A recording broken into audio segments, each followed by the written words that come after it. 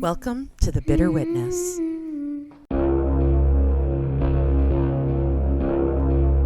Don't be scared.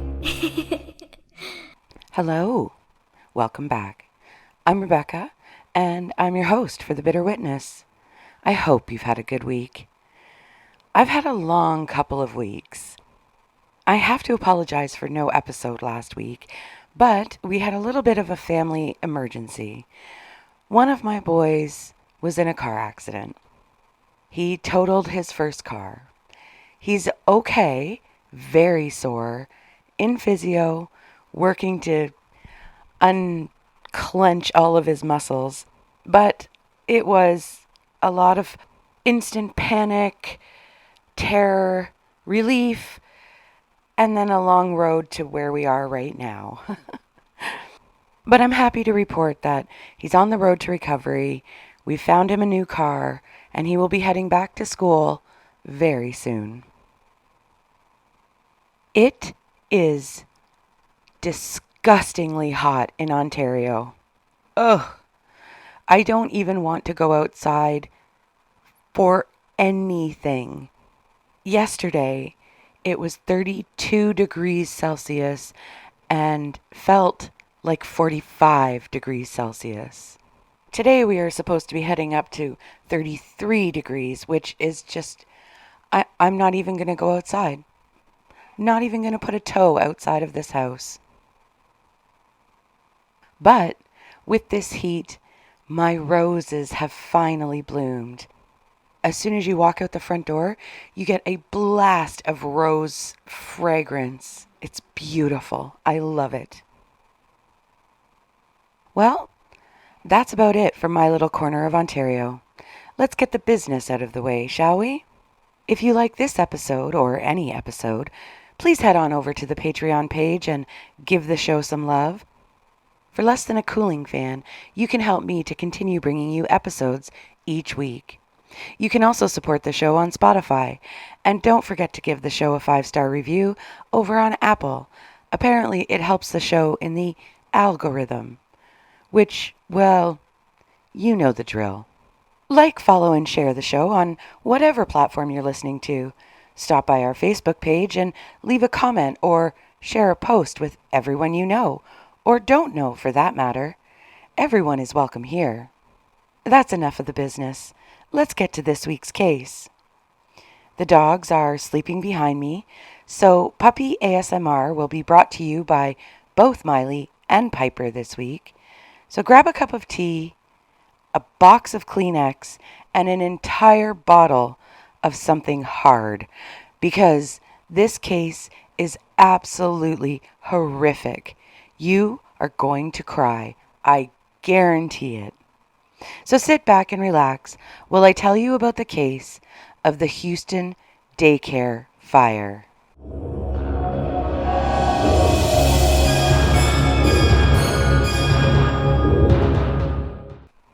As always, I want to give the victims in this case top billing. And as is the case in many of our cases, there are several victims. So to all who have been harmed in any way by this case, I acknowledge you and I send my love to you, wherever you may be. The decision to leave your child with a babysitter or take them to a daycare center is often fraught with emotional complexity for parents. The necessity of working to provide financial stability for the family can clash starkly with the inherent desire to nurture and protect their precious young ones. This creates a difficult situation where the need for income is juxtaposed with the guilt and anxiety of entrusting their child's care to someone else. The worry about missing milestones, the concern over the quality of care, and the simple ache of separation can weigh heavily on a parent's heart, making the transition to daycare a challenging and emotionally draining experience. Finding a licensed daycare can often feel like a huge weight off the shoulders of the parents. The idea that someone has thoroughly checked the facility and its staff offers a comforting layer of security, helping to alleviate the inevitable guilt that comes with leaving your child in a stranger's care. But the unsettling question lingers. What if the shiny romper room-esque veneer of licensing masks a darker reality?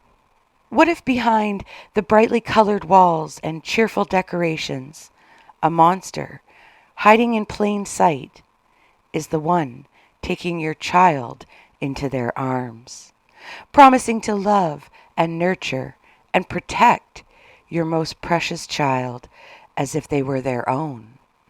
For the parents at Jackie's Daycare in Houston, the idyllic facade fell much, much too late. This monster, cloaked in smiles and promises of devotion, violated the most sacred of bonds, leaving families devastated by the unthinkable reality that the very person they trusted to protect their children was the source of their deepest pain, and leaving their lives forever altered.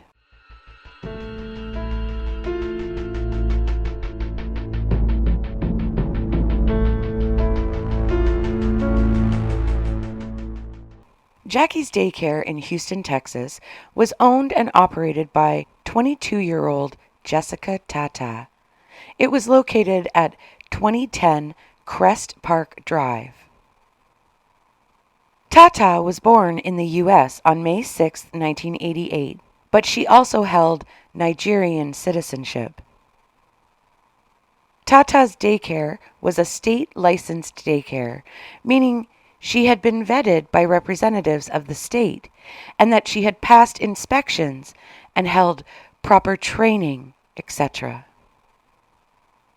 I have no idea why the daycare was called Jackie's Daycare. Tata was the owner and only employee.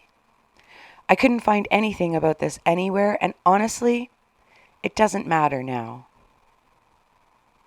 This is one of the most disgusting, horrific cases I have ever researched, and I honestly wasn't going to do it because of how awful this shit pig is and the absolute devastation that she caused.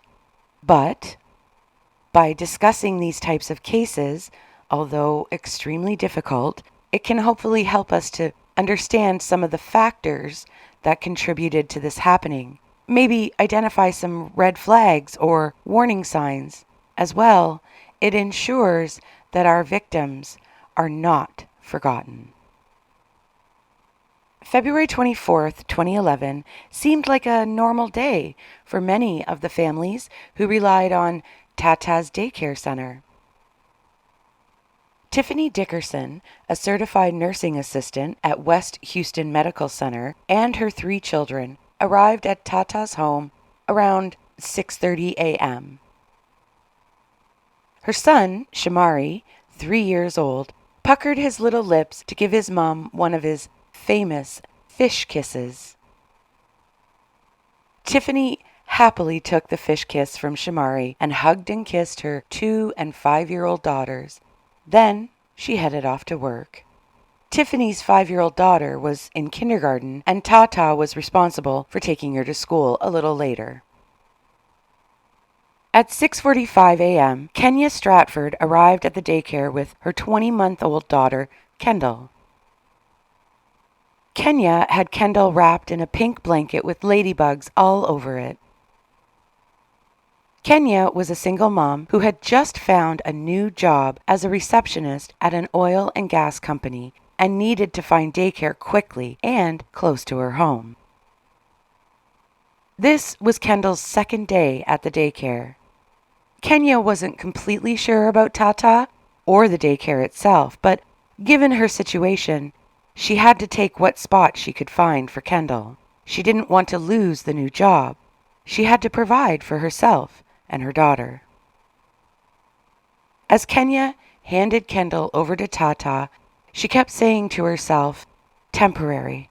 This is only temporary until I find somewhere else."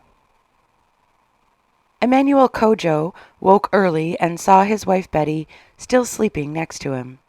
he decided to let her sleep. He made his way down to the kitchen and filled a baby bottle. He then went in and gave the bottle to his 19-month-old daughter, Elizabeth. She took the bottle and enjoyed the milk as she watched her dad collect her clothes for the day, change her diaper, and dress her in her pink leggings and a blouse with little roses all over it. A little while later, Elizabeth was taken to the daycare by Betty. Tata came out of the home to bring Elizabeth inside. Elizabeth turned to wave to her mummy and then continued happily into Tata's home. Betty got back in her car and headed off to her job as a public school teacher. 16-month-old Elias Castillo was already at Tata's house from the night before. 19-year-old Kesha Brown, Elias's mom, had been so exhausted the night before from her job that when Tata suggested she just let Elias sleep over, she had gratefully agreed, thinking that she could catch up on some much-needed sleep and rest. Currently, we have 8 children inside the daycare center. Once Tata took the 5-year-old to school, that would leave 7 children between the ages of 16 months and 3 years old. According to court records, at the time, state regulations only allowed 6 children over the age of 18 months inside a state-licensed daycare with only 1 staff. Tata was the only adult, so we're already off to a really bad start. At 1:29 p.m. that day, a 911 call came into the station. The caller was Tata. I don't suggest you listen to this call. It is horrifying, especially when you know what is happening in the background. But you can clearly hear yelling into the phone, and in the background, you can hear children screaming. They're dying, Tata yells. Children are dying. I can't see anything. I can't even get there and get them. I can't see anything. My kids are dying. Please hurry. Oh my God. 2 teenage neighbors of Tata's, Jeffrey DeShano and John Chestnut, testified at the trial that before she had made the 911 call, they had seen Tata on the front lawn screaming with the house ablaze.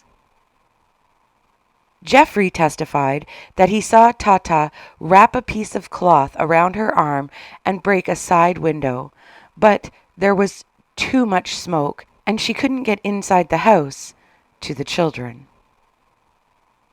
Jeffrey and John testified that they both saw Tata pull up to her house in her minivan and walk inside with Target bags.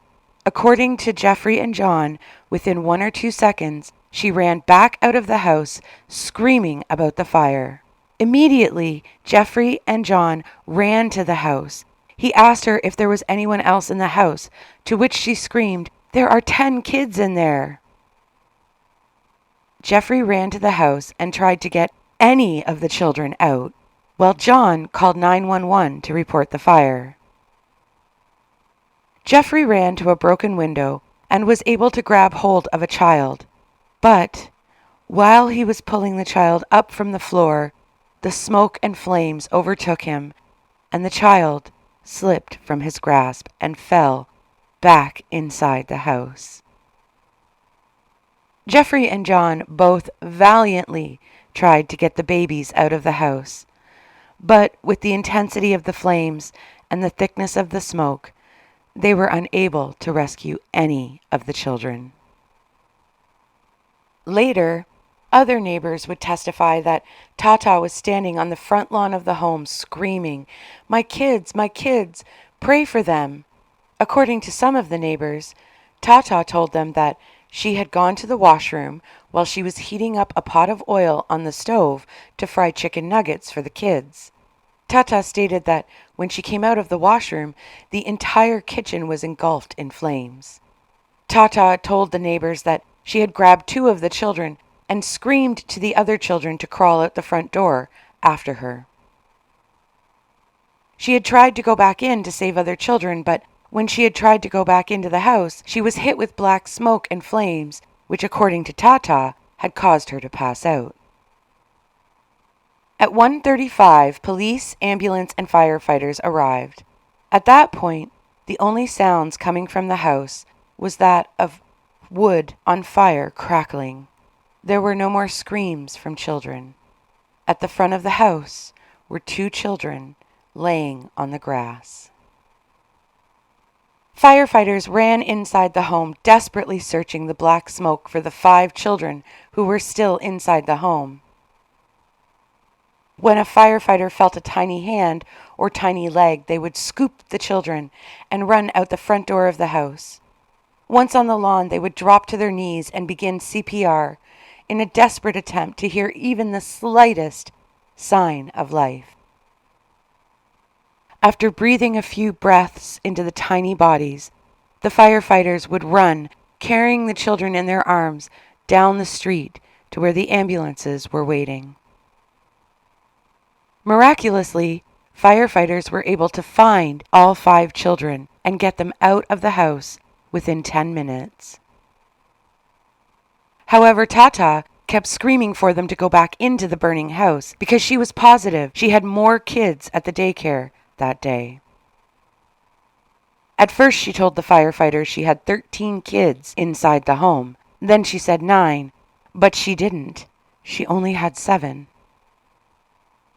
I remember from some safety training thing that I took ages ago that fire doubles every 30 seconds. An entire room can be completely engulfed in flames within a couple of minutes.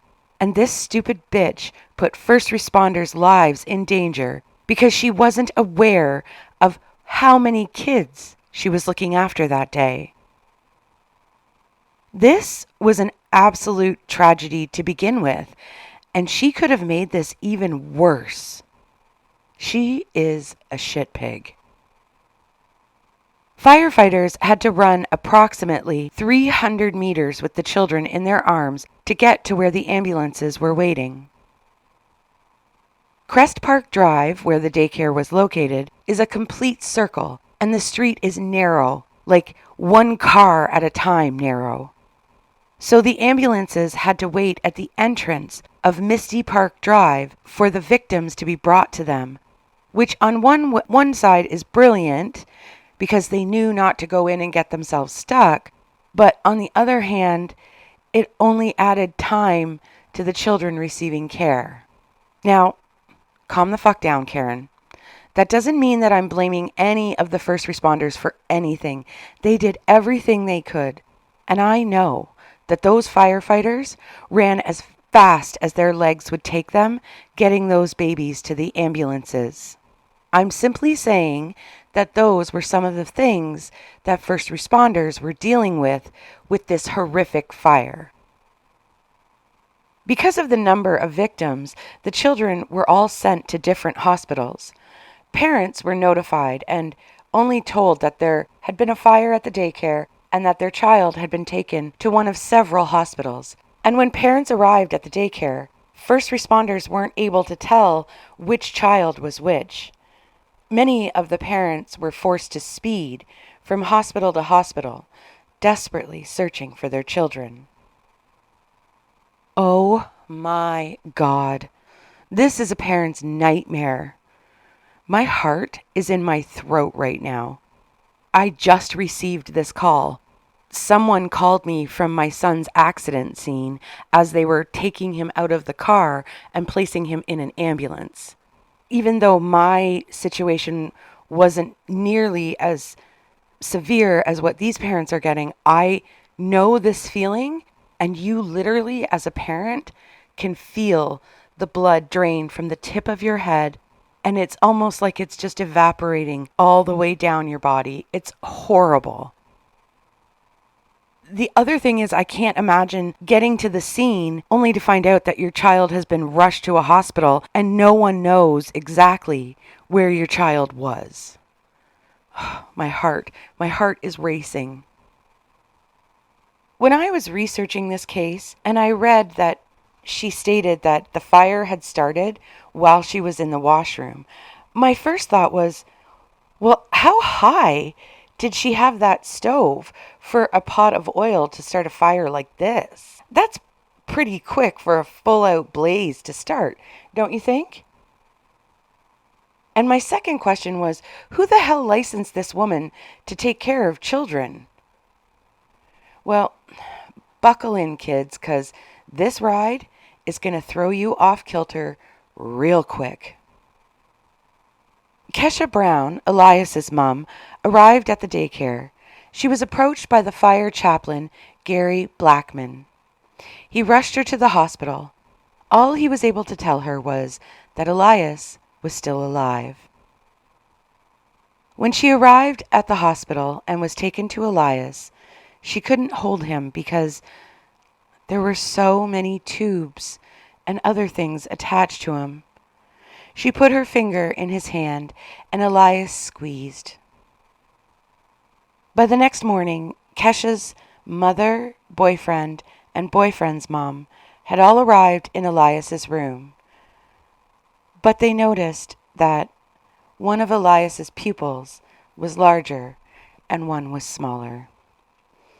By 7:30 that night, the doctors came in and told Kesha and her boyfriend that Elias was brain dead. Kesha and her boyfriend made the decision to donate Elias's organs. Over the next 24 hours, a 3-month-old boy received a heart, a 2-year-old boy received a liver, and a 40-year-old woman received his kidneys. Thank you, Elias. Tiffany's children, little Shamari and his 2 sisters, 2 and 5 years old, worked at West Houston Medical Center. She knew that her 5-year-old was at school, but she also knew that Shamari and his other sister, Michaela, were in the daycare. She rushed down to the ER of her hospital. Tiffany described what her children had been wearing that day, and she was told that they hadn't received Shamari and that her 2-year-old daughter had been sent to Texas Children's Hospital. An ambulance raced her over to Children's Hospital. She kept asking about Shamari, but no one seemed to know where he was. When she arrived at Children's Hospital, her daughter had received burns to 15% of her little body, and she had been placed in a medical coma to allow her to heal. Children's Hospital was just about to send her daughter over to the Shriners Burn Hospital, but Tiffany yelled out, "I have to find my son." Someone asked her for a description of Shamari. Tiffany says that the next thing she knew, the room was filled with doctors, nurses, and chaplains. Someone told her that they were sorry, but Shamari didn't make it. Tiffany felt a piece of her heart break off, and she screamed for someone to take her to him. But someone in the room told her no, not now. They told Tiffany that she needed to stay strong for her daughter. Elizabeth's mom, Betty, was teaching in her classroom when she received a phone call at 1:40 p.m. On the other end of the phone was Tata. All she said was, "You've got to get here quickly. All the babies are dying." After that, the phone went dead. Betty's principal rushed her to the daycare. As they pulled up to the chaotic scene, Betty was clutching her phone, and she accidentally switched on her camera and actually recorded her interaction with Tata. Betty ran up to Tata screaming, "Did she die? Did she die?" Tata answered, "No, they took her to the hospital." Betty asked, "Which hospital?" "I don't know," Tata answered. Betty asked her what happened. Tata answered, "I don't know. I don't want to lie. I don't know. It was a fire." Betty asked her where. "How?"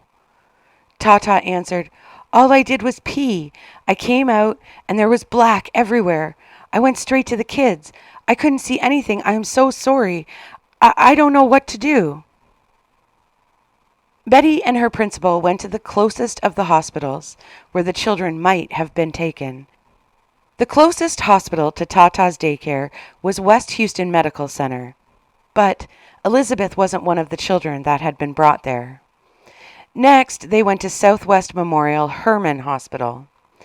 Betty was told that they couldn't tell her anything about the child that had been brought there from the daycare fire because she hadn't been identified yet. They brought out the clothing that the child was wearing. Betty immediately recognized the pink leggings and blouse with roses on it. It was the outfit that Elizabeth's daddy had dressed her in that morning. A nurse came out and told Betty, "I'm sorry, ma'am. We did everything we could, but your daughter didn't make it." Betty collapsed on the floor. Kenya, Kendall's mom, was at work when she received a call from a woman who Kenya didn't recognize. The woman told her that there had been a fire at the daycare and that all the children had been taken to West Houston Medical Center for smoke inhalation. The woman told Kenya that the children being taken to the hospital was really just a precaution. Kenya had just hung up from the call when her cell phone rang again. This time it was her best friend, asking her which daycare Kendall was at. Her friend told her that she had seen on the news a firefighter kneeling on the lawn of the house performing CPR on a little girl, and that little girl looked a lot like Kendall. In actuality, that little girl was Kendall. Kenya rushed to West Houston Medical Center, but just like Betty, Kenya was told that she couldn't get any information on the children that had been brought there because the children had not all been identified. They brought out the clothes that one of the children had been wearing. Kenya immediately recognized the clothing as Kendall's. The nurses took her back to where her daughter was. When she walked into the room, doctors were still performing CPR on Kendall. At 3:23 p.m., doctors realized there was nothing more they could do for little Kendall. They stopped CPR and pronounced her dead. Kendall had no burns on her body, meaning that she had most likely died from smoke inhalation. The doctors told Kenya that Kendall was one of the lucky ones and most likely had just stayed asleep and passed away peacefully, never knowing the horror or terror of the fire happening around her. Oh, we need a break. My heart. These poor parents, these poor babies. One of my biggest fears is dying in a fire. I've had it since I was a little child. We had a house burn on our street when I was a child, and the mother was disabled, and she tried to get out of the house, but she couldn't, and she died in the fire. Her children got out, but she couldn't, and it has haunted me to this day. Please don't put pots of oil on your stove for anything, for any reason. When the investigators arrived on the scene, they noticed the door to Tata's minivan was wide open, and inside the front door of the house, they found Target bags. Inside the Target bags, there was juice that was still cold to the touch, and on the outside of the juice bottles, there was a lot of condensation. They found a receipt inside the Target bag that was time-stamped 1:18 p.m. that day. The rest of the items that were listed on the receipt, investigators found out on the lawn, strewn about, with a couple more Target bags. Investigators tried to ask Tata questions before she left for the hospital, but she had some smoke inhalation and cuts on her, but nothing significant. But she only answered very minimal questions. Later that night, investigators went to the hospital to try and get Tata to answer more questions. But Tata informed them that she was in shock and couldn't remember anything. While going through the evidence, investigators realized that Tata's clothes had no soot on them, but all the children's clothes were covered in soot. Neighbors were interviewed, and some of them stated that they had seen Tata pull into the driveway of the house and jump out of the minivan screaming. Later, video evidence would be discovered from the target closest to her house, which was about a 2 to 3 minute drive. The video showed Tata at the target when the fire would have been starting. Investigators went back to Tata at the hospital to ask her about the neighbors' reports of her pulling into the laneway. Tata informed them that she had retained a lawyer and all questions had to go through them. Which, you know what, in a situation like this, you need a lawyer. But it's almost like the lie detector tests. It's like a double-edged sword. We're like, oh, you didn't take a lie detector test because you have something to hide. It's the same here. Oh, you got a lawyer because you have something to hide.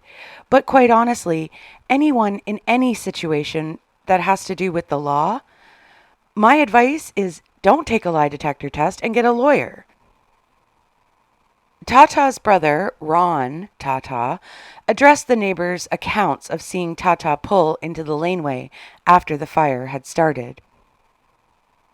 His response to the media's questions, quote, "That's crap. She was there the whole time. I'm 100% sure," unquote. Really, Ron, how do you know that? You weren't there, so how would you know that your sister was inside the house when the fire started? Ron continued, quote, "She called the ambulance. Her neighbors are outside and she's pulling kids out and asking people to help, and the neighbors just stood there and watched," unquote. The neighbors did try to help. Those 2 teenage boys tried getting into that house. One had a hold of one of the kids. The house was completely engulfed in flames when your sister returned from her shopping trip. So congratulations, Ron. You are now a shit pig, just like your sister. This is a lot of deflection, placing the blame onto someone else to try and get it off his sister. Investigators went to the district attorney's office, one Pat Lykos. But after telling her all of the evidence they had so far against Tata, Lykos informed the investigators that she refused to file charges as their evidence so far didn't rule out the possibility that there had been a different staff member or adult other than Tata in the daycare at the time of the fire. What? What? We have a daycare full of children that just burned, some are dead, and according to neighbors, the shit pig running the daycare had gone on a shopping trip to Target while the fire was happening, and Lykos won't bring charges? I'm speechless. You couldn't have even brought a lesser charge? Maybe not for the murders, but for something? Something just to charge her so they could detain her or interrogate her or something? You smell that? That is some bullshit right there. A district attorney who doesn't want to bring charges against the owner of a daycare that just burnt to the ground with the children inside it? I decided to look into this Pat Lykos. She only lasted 1 term in office as district attorney, and apparently there was something pretty shady going on while she was in office. In 2013, she was investigated, and according to one of the reports I read, she knew at the time that the breathalyzers being used in Houston were faulty and that the results weren't reliable. But she took all those faulty results into court numerous times and used it against people to get convictions for impaired driving. That's greasy. That's greasy, Pat. I bet she sniffs her dental floss after she uses it. I don't like her. See, this is why I don't like the way they pick their district attorneys in the States. They do it by election. Here in Canada, a district attorney has to earn the position. There's no campaign or money spent to have the job. Whoever gets it has to have the experience and passion for the law and their community. But, hey, you guys in the States, you do your thing. On the Friday after the fire, investigators received a tip that Tata was planning on leaving the country. Supposedly, she was flying out to Nigeria very, very soon. Investigators went back to Greasy Pat and told her that Tata was a huge flight risk, especially because she held Nigerian citizenship and they had received a tip that she was about to leave the country. Again, Greasy Pat told the investigators that she would not be filing charges and that they just needed more evidence. But you know what? Even a charge of child endangerment at this point, and they could have stopped her from leaving the country. After 3 days of the investigators harassing Greasy Pat, one charge of reckless injury to a child was filed against Tata. But this charge was filed on Sunday, and unfortunately, Tata's shitpig brother, Ron, had driven her to the Dallas airport, and Tata had flown out to Nigeria on Saturday. Nice job, Greasy Pat. I hate both of these women so much. Because Greasy Pat had refused to file any charges prior to the Sunday after the fire, and Tata had left on Saturday, it wasn't considered flight from the law or flight from justice when she flew out, and she technically wasn't a fugitive until the charges were brought. The whole scenario is just mind-boggling. I'm almost speechless. Almost. Later, when asked by the media why Greasy Pat didn't bring charges against Tata earlier, Greasy Pat stated that if the arson investigators were really certain that Tata was guilty of a crime, they could have arrested her. Oh my God. Okay, listen, Greasy Pat. I don't know what your game was on this, but from all of those arson investigators, well, and pretty much all of us listening to this case right now, go fuck yourself. Arson investigators are kind of like police officers and firefighters rolled into one person. But they couldn't have arrested Tata on anything until charges were filed against her. Charges are filed, the arrest warrant is issued, and that all has to come from Greasy Pat's office. I'm thinking, and I have no clue what this would have been, but there had to be some kind of hidden agenda on Greasy Pat's part. How does anyone in law enforcement, any level of law enforcement or the justice system, not want to get a child killer? They all do. Apparently not Greasy Pat, though. After Greasy Pat had literally thrown the fire investigators to the wolves by saying that they could have arrested Tata, she then sent out a public warning for people not to donate to a charity that had been set up on the Monday after the fire for the victims of the fire. It was called Benefit of Daycare Victims. This GoFundMe or whatever it was, and it could have been a GoFundMe launched in 2010. But whatever this fundraiser was, it was created by Ron, Tata's brother. There was no way anything was going to go to anyone other than Tata herself. And I believe that was most likely what she was living off of down in Nigeria. This is absolutely atrocious. It makes me want to vomit. I searched and searched for this charity or this fundraiser, but there is no record of it anywhere on the internet. So I can't tell you how much they were able to raise or who received what from the charity. Authorities were working on getting Tata back into the USA, but in the meantime, they were able to get charges of child abandonment filed against her, and they were looking into her background. Investigators were able to find that Tata had a previous arson charge on her record. She had left it off her application to become a licensed state daycare provider. Apparently, she had set fire to her high school. It was a young offender or youth charge. So even though everyone always tells you that youth records are wiped out when you turn 18, they're not. They're always there. But for some unknown reason, when the state daycare license office ran the background check on Tata, this conviction never showed up.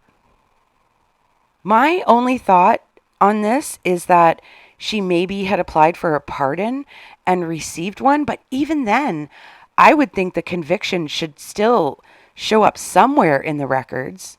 At the very least, it should show up saying that she was pardoned, but I'm not 100% sure how pardons or criminal records work in the States.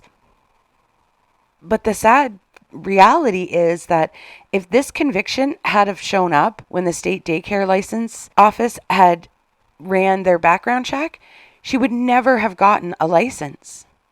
Never. The charges against Tata were changed to felony murder, and an arrest warrant was sent to Interpol. On March 22nd, 2011, she was captured and returned to the USA the next day. Depending on who you ask, she either was captured by Interpol or surrendered. Tata's family made a statement to the press stating that she had surrendered, while police were claiming that she had been captured by Interpol.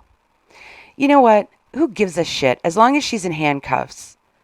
But between you and I believe she was captured.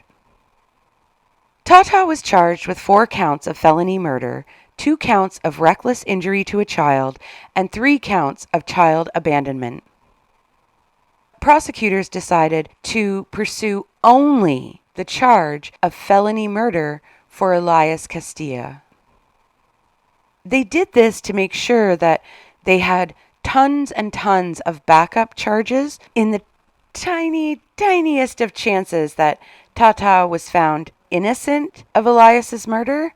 They still had 3 other murder charges they could pursue later. Don't forget, the states have double jeopardy, which is that a person cannot be tried or punished twice for the same offense. This is a right of the people of the USA that is protected under their 5th Amendment. The trial occurred in April of 2012. Her defense attorney tried to have almost all of the evidence excluded from the trial. At one point, they tried claiming that anything discovered during the search of the home should be thrown out because Tata had not consented to the search. And there is a tiny bit of validity to this argument. Once you have a fire at your house becomes the crime scene. The lawyer was arguing that law enforcement should have obtained a search warrant before entering the home once all the victims were out of the house. Which, is this a ridiculous attempt to exclude all the evidence against your client? Yes. Was this motion to suppress all this evidence denied by the judge? Also yes. Meaning, all the evidence found during the search of the house was allowed to be shown during the trial. And I'm not defending Tata in any way, but as a defense attorney, your job is to try everything you can think of to help your client. And sometimes, even the most immoral, disgusting arguments can sway a judge or a jury and help you with your case. Just think, if it was you or your loved one on trial, you would want their lawyer to do everything that they could to get that person off of the charges, right? Do I think it's right? No. Do I understand it? Yes. Do I think that attorneys who do this tactic will end up burning in a pit of molten lava in hell? Probably. The next little tidbit that happened in the trial is really interesting to me, and I wish I could have found out how the prosecutors were able to do this. Even though the only murder being tried for was Elias Castillo's murder, the jury was allowed to hear evidence about the 3 other babies who died in the fire, and all 4 mothers were allowed to testify regarding their child's death and the aftermath that had caused for their family. My gut instinct is saying that somehow the prosecutors were able to convince the judge that having this evidence be allowed went to forming some kind of pattern on the part of Tata, but I couldn't find anything about why this evidence was allowed into the court. Don't get me wrong, I'm fine with the jury hearing about absolutely everything that this shit pig did to these babies, but the geek inside me would like to know the argument or the law that made it possible. Let's get into a little bit of the evidence. The video evidence from the Target clearly shows Tata casually walking into the Target store at 1:05 p.m. Ray Menzies, an employee at Target, testified that Tata was alone at the Target, and when she walked by him, he asked her to take a survey at a computer kiosk. Tata agreed to take the survey. During the time while she was completing the survey, Tata asked Ray Menzies if he thought that it was okay that she had left a pot of oil on the stove. Tata told Ray that her sister was home, but she was asleep on the couch, and that there were children in the house. Ray immediately told Tata that the children were more important than the survey. According to Ray, Tata agreed with him, and with a nod of her head, she left the kiosk at a fast pace. Now, at this point, a normal human being would turn, run as fast as we could out of the store, and race home just as fast as we could.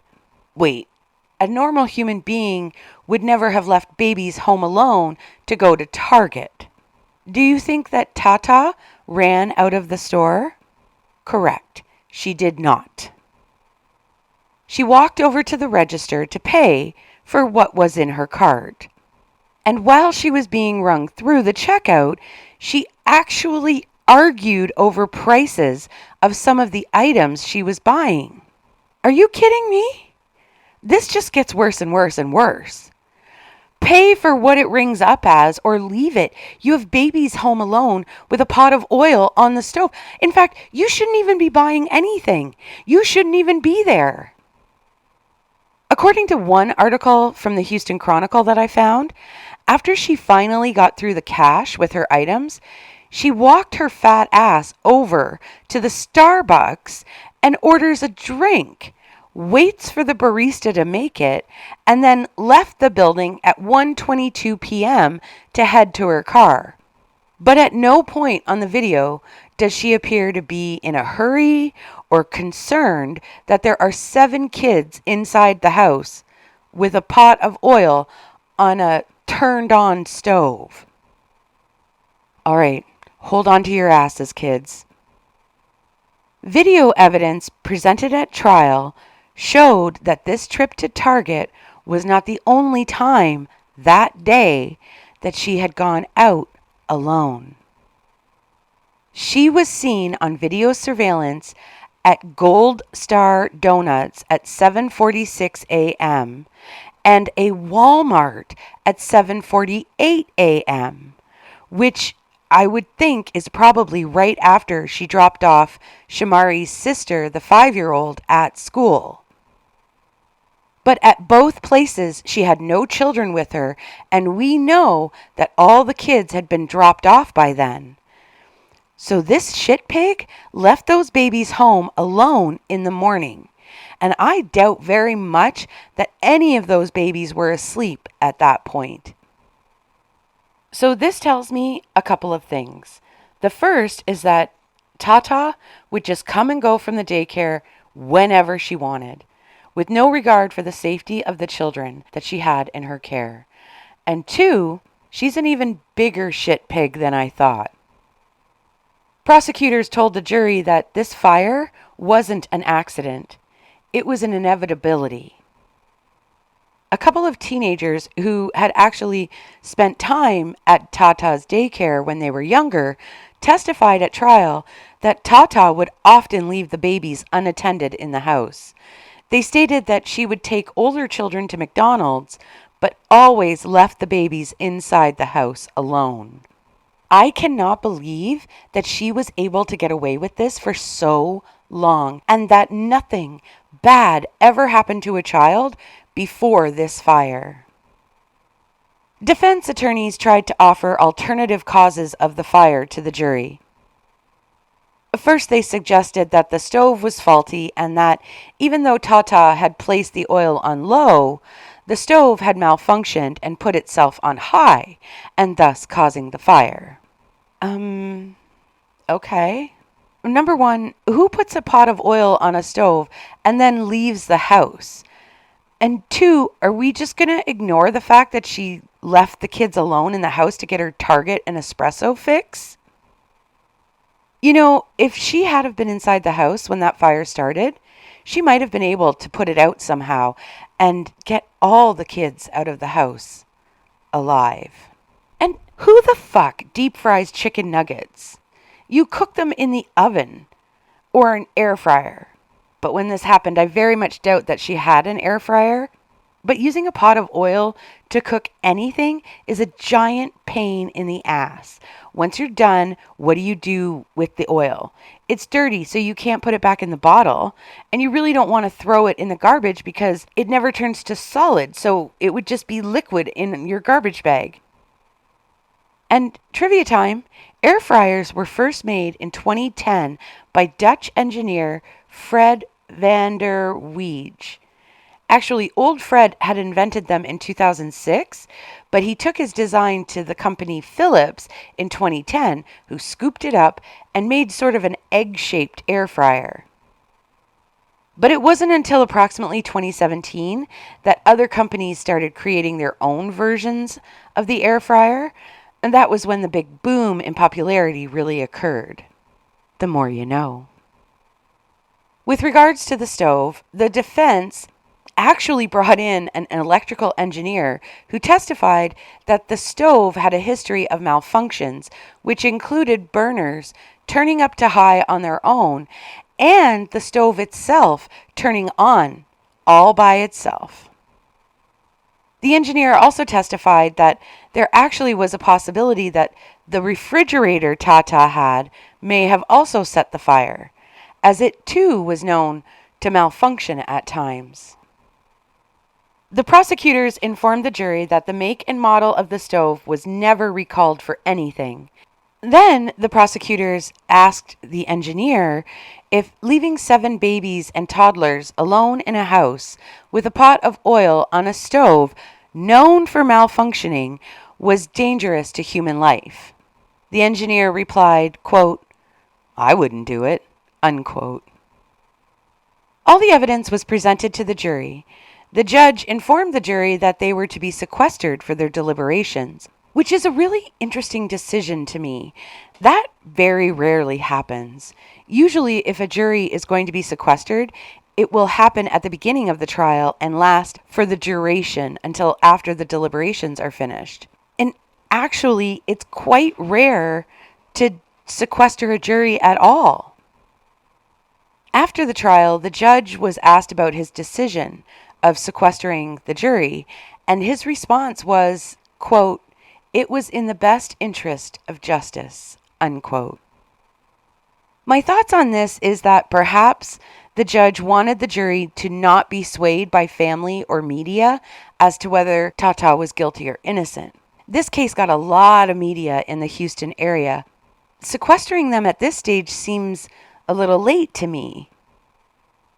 Throughout the entire trial, they've all been going home and watching the news, so I have no clue why this has happened, but it did.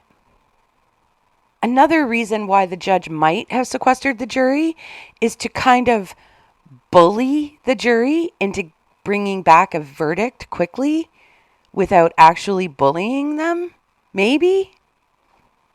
On November 13th, 2012, the jury found Tata guilty of felony murder. Tata stood completely emotionless as the verdict was read. The jury sentenced Tata to 80 years in prison and a $10,000 fine. According to the Texas Inmate Search, Tata is currently 37 years old and serving her sentence at the Patrick L. O'Daniel Prison, which is located about 45 minutes from Waco, Texas. Her release date is listed as March 21st, 2091, and her first date to be eligible for parole consideration is March 21st, 2041. She will be 52 years old, and I seriously doubt that she'll get parole her first time up. So, I hope she rots in there. Shamari's sister, Michaela, who had survived but was severely burned, was 2 at the time of the fire. She was interviewed 7 years later by Channel 2 Houston. This badass 9-year-old little girl at this point had gone through 13 surgeries, mainly because she would grow out of the skin grafts that they had to do on her legs. And when that happens, the pain is insane. Imagine ripping your skin off. She stated in the interview, quote, "I'm a survivor. My leg is like a whole rubbery toy now. Me and my brother, we couldn't escape the fire, so he just got on top of me, protecting me, and he was a really good hero," unquote. The reporter asked her what her thoughts were about Tata, and her reply was, quote, "How can you leave someone to die? How can you live with that if you're watching this today? She has to think with that guilt for the rest of her life," unquote. What a badass. You go, Michaela. And yes, your big brother, Shamari, is a huge hero. And that, my friends, is the horrific case of the Houston Daycare Fire.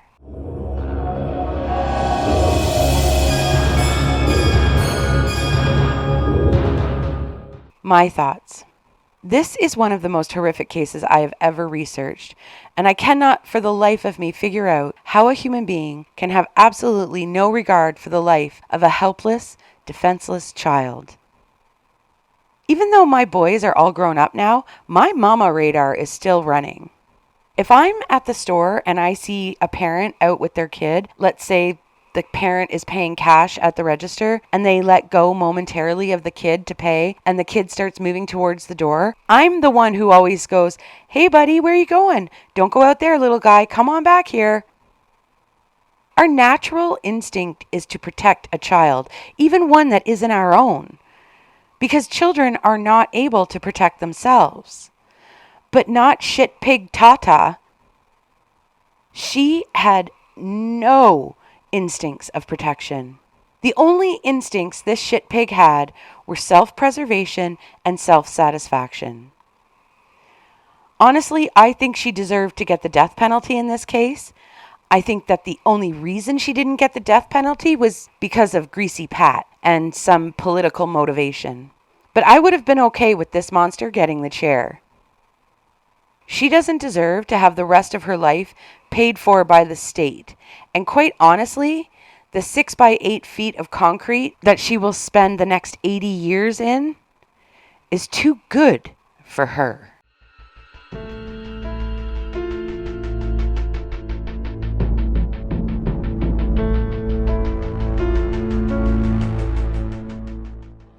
Whew, what a case. This one just about ripped my heart right out of my chest. I hate when kids are the victims. But still, as I said, it's important to discuss these awful things. If for nothing else, to maybe pay tribute to the victims and their families. And with that, I think we'll leave it there for this week. Stay safe, get your pap test done, and enjoy your day today. This has been a Bitter Witness production.